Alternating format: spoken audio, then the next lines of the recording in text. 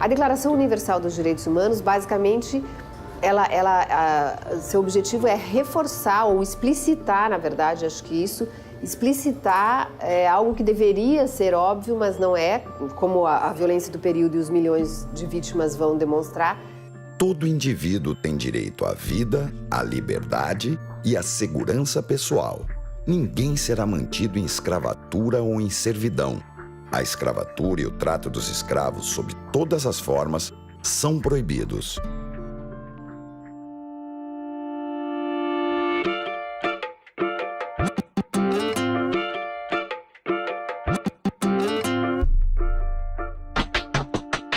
Ao final da Segunda Guerra Mundial, com milhões de vítimas da guerra, né? Que a gente sabe que também naquele período, por exemplo, milhões de judeus foram submetidos a trabalho escravo. Quando você pega o trabalho escravo e você pensa, nossa, o trabalho escravo é aquela coisa que ficou para trás no passado, não. 300 anos de escravismo colonial imperial levaram a gente a ser o que nós somos hoje. Nas relações de trabalho, o patrão, o empregado, né, em muito tem uma herança daquela situação vivida durante muito tempo que constituiu o país, que forjou o país, que fundou o país. A nossa relação com os nossos patrões são diferentes das relações de muitos outros países com os patrões. A nossa relação de poderosos, daqueles que comandam e daqueles que obedecem, também são decorrentes daquilo, né? O Brasil, ele é herdeiro da monocultura, do latifúndio e do escravismo. Isso definiu a gente. O Brasil foi o último país a libertar os escravos africanos. E sofrendo pressões, porque havia a nação hegemônica da época, que era a Inglaterra, não permitia tráfico de escravos e ela fiscalizava o Atlântico. Mas, mesmo assim, continuou tendo escravo. O movimento pela abolição da escravidão foi feito por partes também. Inicialmente foi feita a lei do ventre livre. Quer dizer, a criança que nascesse em escravidão não era mais escrava. A senzala também era uma produção de nova mão de obra. Mais perto de 1888 foi feita a lei do sexagenário. Se com essas condições horrorosas de trabalho que só tinha o escravo, na época a idade média da população não chegava a 60 anos. O escravo era muito mais difícil chegar a 60 anos. Se ele chegasse, estava livre. Aí chegou a abolição, aí todos os que estavam escravos deixaram oficialmente de ser escravos, né? Porque nós estamos falando de escravo ainda hoje. Especificamente no Brasil, a gente adota uma terminologia jurídica de trabalho análogo ao de escravo. Por quê? Porque em 13 de maio de 1888, né, houve uma abolição legal do trabalho escravo, ou seja, o Estado brasileiro não reconhece mais a existência desse tipo de exploração. Contudo, ficaram situações que emulam, que simulam, que copiam aquele trabalho escravo, mesmo que ilegal. Então, na legislação brasileira, esse artigo que é da década de 40, né, o trabalho análogo de escravo, o artigo 149 do Código Penal, né, fala de similaridade, não necessariamente de trabalho escravo. Uma estrutura multilateral e que ficaria, então, a tentativa naquele momento é que ficasse acima dos Estados, então essa construção que é a Organização das Nações Unidas, justamente para tentar, em momentos de ruptura, entre outras coisas, em momentos de ruptura, impedir ou evitar ou minimizar, em alguns casos, que os estados cometessem essas graves violações contra suas próprias populações ou populações que estavam, em alguma medida, sob domínio desses estados. E aí se começa a construir uma normativa internacional justamente da perspectiva da vítima. Então, os estados, nesse arranjo, eles vão começar a pensar em assegurar não só os direitos dos indivíduos, de um modo geral, mas direitos dos indivíduos em situações de precariedade, então das vítimas. A gente tem que pensar um pouco nessa perspectiva. Que os estados têm pelo menos 4 deveres para lidar com essas vítimas de graves violações de direitos humanos. Um dever é o dever de justiça. Os estados têm a obrigação de identificar, processar e punir esses violadores, isso inclui torturadores, né? O outro dever é o dever de verdade. Os estados têm a obrigação de revelar a verdade acerca dessas graves violações. O outro dever é o dever de reparar, sobretudo simbolicamente, e o quarto dever é o dever de reformar as instituições, então torná-las democráticas e promotoras dos direitos humanos. Então, basicamente, essas instituições, as Forças Armadas, em alguns países o Judiciário, as polícias, elas se tornam democráticas e o ideal é que elas se tornem, né? Democráticas e promotoras e capazes de respeitar os direitos humanos, exatamente como quer e prevê e sugere a Declaração Universal dos Direitos Humanos. Bom, no contexto da Guerra Fria, aqui na América Latina, o que a gente viu foram ditaduras, se a gente pensar Brasil, Argentina, Chile, Uruguai, Paraguai, ditaduras, digamos assim, que eram ditaduras de direita, né? Que eram um mundo, de uma maneira muito simplificada, o mundo estava dividido entre o bloco socialista e o bloco capitalista, e no caso da região e do Brasil, o bloco, as ditaduras, elas estavam, digamos assim, elas se associavam ou combatiam, elas se associavam ao bloco capitalista e combatiam o que era considerado o inimigo interno ou a ameaça comunista, ou dentro de uma lógica da segurança nacional. Este é um dos períodos mais sombrios em termos de violação dos direitos humanos da história recente brasileira, com personagens vivos que sobreviveram às atrocidades cometidas pela ditadura militar. Antes caladas e torturadas, hoje estas pessoas têm voz. Meu nome é Maria Amélia de Almeida Teles, tenho 68 anos de idade, sou conhecida como Amelinha Teles e durante a ditadura militar fui militante política e fui presa, juntamente com toda a minha família, meu companheiro, meus filhos que ainda eram crianças de 5 e 4 anos e também a minha irmã que estava grávida de 7 meses na ocasião. Isso foi no ano de 1972. A partir de então, eu tenho dedicado a minha atuação na defesa dos direitos humanos. Eu estou na Comissão da Verdade do Estado de São Paulo, Rubens Paiva, da Assembleia Legislativa. Nós, quando falamos da ditadura militar, nós estamos falando de um estado de exceção, de um estado em que não respeitou a lei, de um estado que rasgou a Constituição de 1946. O Estado estava dominado por uma ideologia que chamava Doutrina da Segurança Nacional, onde todas as pessoas, o princípio é exatamente o contrário do Estado Democrático de Direito. Todas as pessoas são suspeitas até que se prove o contrário. O fato de eu ter uma militância política, de eu ter consciência política, já era motivo para eles quererem anular a minha identidade. A experiência de ser torturada, de ser testemunha ocular de assassinatos, ocultamento de cadáveres, é uma experiência que não pode ser apagada.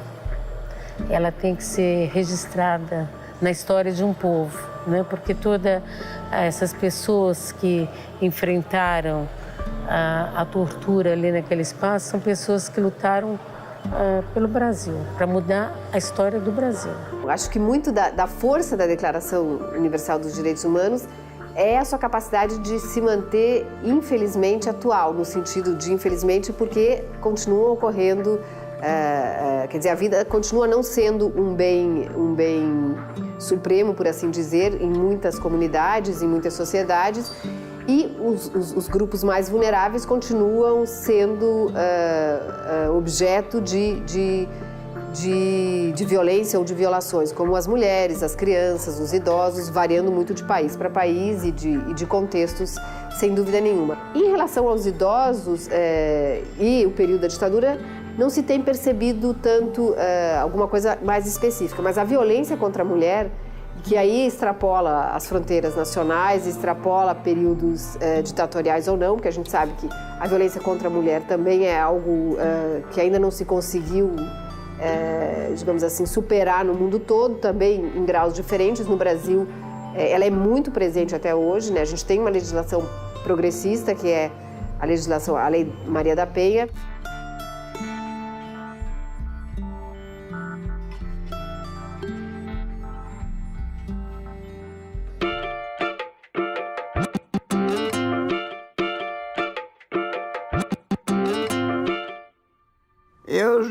Svec, trabalhava doméstica quando era solteira.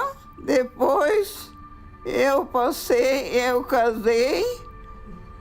tenho 3 filhos. Eu nunca mais trabalhei, era em casa, só fazia serviço. Sou aposentada, não trabalho mais porque estou com 97 anos. Trabalhei muitos anos para ganhar essa aposentadoria pobre. Sou russa, legítima. Tenho meus filhos, tenho essa filha que estou com ela, é única aqui no Brasil. Eu apresento, essa é a minha filha, chama-se Sônia Maria, nome das 2 tias. Tenho 66 anos, moro com a minha mãe aqui no apartamento dela, desde que ela ficou viúva e sem as irmãs que moravam com ela também. Pelo fato de não andar e a idade, eu precisei vir morar com ela. Eu sinto uma paz interior muito grande pelo fato de estar tomando conta dela, como ela tomou conta de mim. Então, é minha mãe. Budem spivati. Vamos cantar. Vamos. O que você quer cantar? Cantar o quê? Em russo. Hino? É qualquer coisa.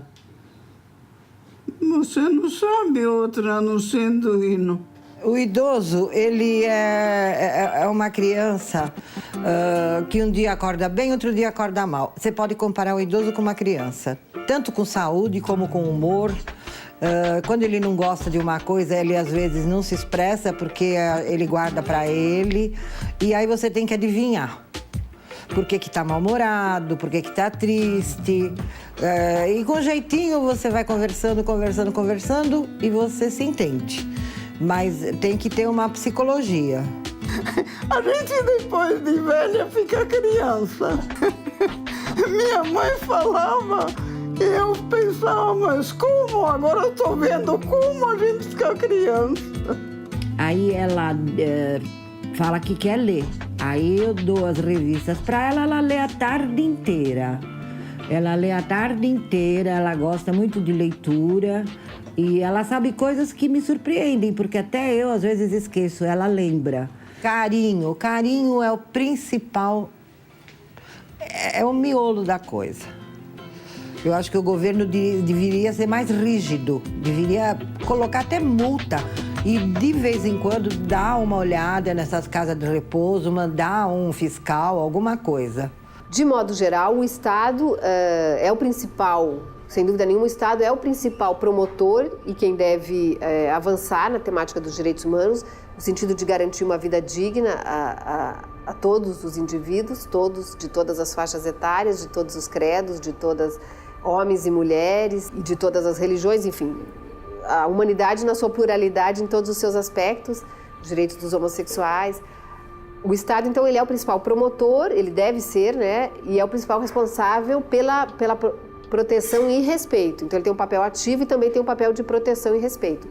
E também, por outro lado, ele tem um potencial para ser o principal violador. Há situações que acontecem no âmbito privado, como a violência contra a mulher, a violência doméstica, a violência contra as crianças, a violência contra os idosos, que aí o Estado, nesse aspecto, ele tem o papel de tentar, deveria ter, né, só que é mais complicado, porque justamente ocorre na esfera privada, de prevenir, de evitar isso, então com campanhas educativas, com uma legislação mais forte, como é o caso da Lei Maria da Penha, né?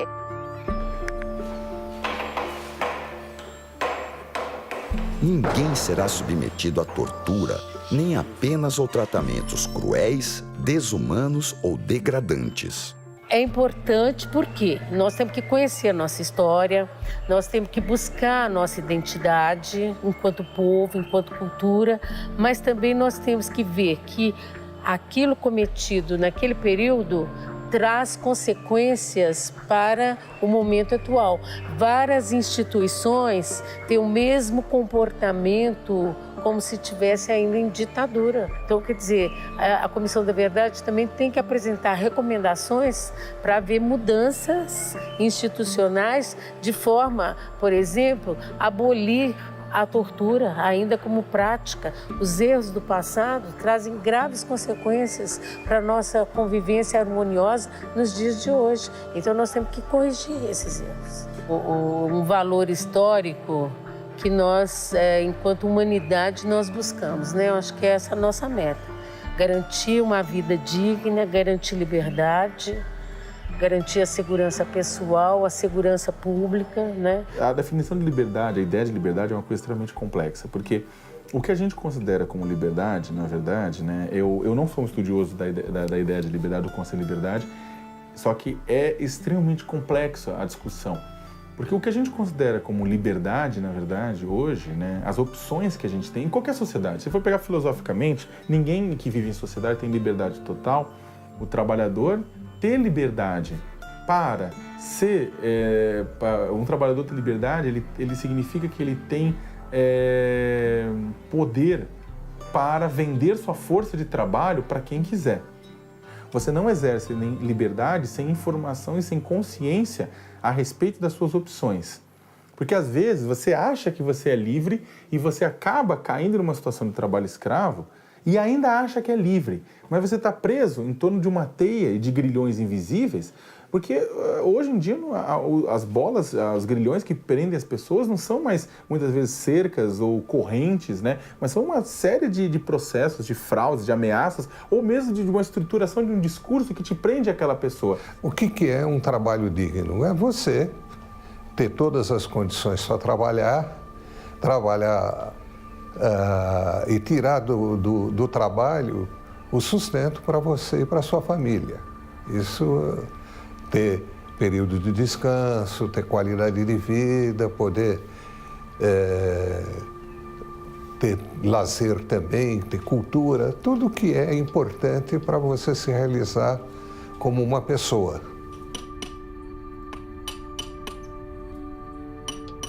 Nós temos notado, principalmente na área da construção civil, um crescimento dessas atividades, dessas construções e, ao mesmo tempo, uma degradação ao tratamento relacionado aos trabalhadores empregados nessa obra.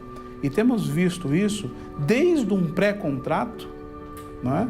Desse trabalhador vir até a obra, até a sua atuação na obra, não é? A grande ação das empresas com o intuito, talvez, de diminuir o valor econômico que ele deve pagar aos trabalhadores. Ele, muitas vezes, se você verificar estas obras, ele não pega os trabalhadores do local onde estão ocorrendo essas obras. Ele sabe que tem determinada obra em São Paulo, Minas Gerais, Bahia, e aí, por contato lá ou até por convocação da própria empresa, ele se desloca até o local onde tem a obra, onde vai ter o seu alojamento, ele vai receber e vai ficar um período nessa construção. Esse período vai de 6 meses a mais. Você tem trabalho escravo na área da construção civil, né? As pessoas perguntam, mas poxa, como é que eu sei que uma atividade econômica utiliza trabalho escravo? Normalmente, se uma atividade econômica tem uma parte dela que você consegue... você precisa de mão de obra intensiva, você precisa de muita gente trabalhando no empreendimento e você não quer gastar, né? E a fiscalização, a regulação não é suficiente para alcançar, né? Você tem setores que acabam utilizando esse tipo de mão de obra.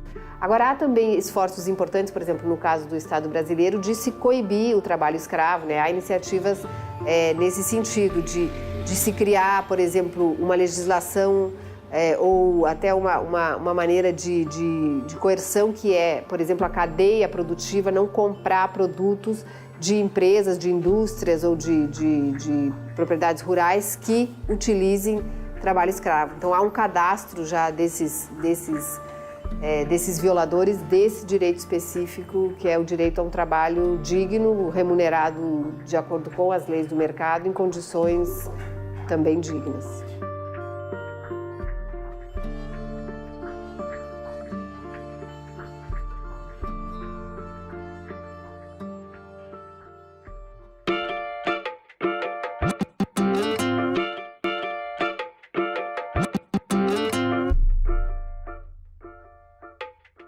Todos os indivíduos têm direito ao reconhecimento em todos os lugares da sua personalidade jurídica. O que é pessoa? Pessoa é o ator da vida jurídica. Eu tenho direitos, eu tenho os deveres e eu vou exercê-lo como pessoa. No momento em que a empresa traz esse trabalhador apenas com uma promessa de trabalho ou até às vezes uma garantia, venha para cá porque você vai trabalhar, isso já é um pré-contrato. E tem que ser considerado como pré-contrato porque ele está tratando com uma pessoa que tem seus direitos e seus deveres, é um ator da vida jurídica, é um ator da vida social. Então isso deve ser respeitado. Esse é o primeiro ponto em que as pessoas as pessoas que eu digo, os contratantes para a prestação de serviço, já desrespeitam a legislação e também a Declaração de Direitos Humanos. Agora, como que se acaba com o trabalho escravo?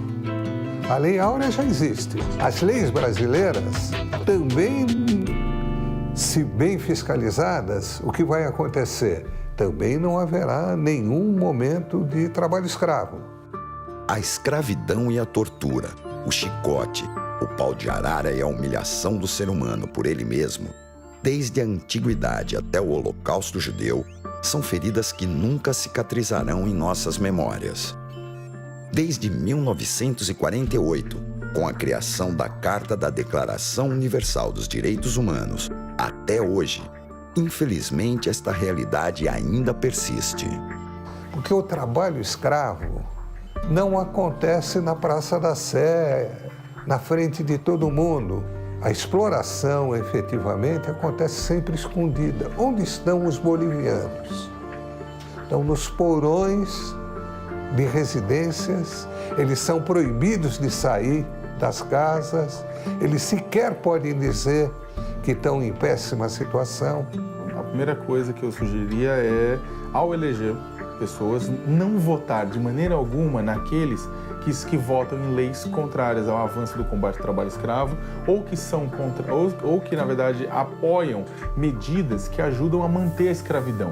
Segundo, ao comprarem, tenham preferência para produtos em que vocês saibam a origem do produto, em que o produto seja rastreado, seja identificado e evitem empresas que sejam identificadas com trabalho análogo escravo ou, pelo menos, o consumidor ele tem uma atividade muito passiva, ele acha que a qualidade do produto está vinculado a características técnicas ou a preço e não a forma como ele foi feito. Quando eu acordo e tenho que resolver uma situação semelhante a essa, de pessoas que estão sendo consideradas escravos por algumas empresas, em mim vem um misto de alegria e de tristeza. Tristeza por entender, não compreender porque ainda existe essa espécie de ação de um ser humano para com outro ser humano. De alegria de saber que vou conseguir resgatar essas pessoas, que vou conseguir realizar alguma coisa e não necessariamente jurídica,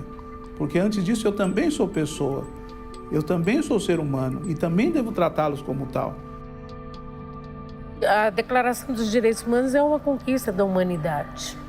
Nós tivemos que ir para o fundo do poço, que o Holocausto, o que o nazifascismo fez no mundo durante a Segunda Guerra Mundial, até hoje não está devidamente esclarecido. Ela é quase que a síntese de um momento histórico em que a gente busca sair da tragédia. E nós estamos sempre sob ameaça de tragédias.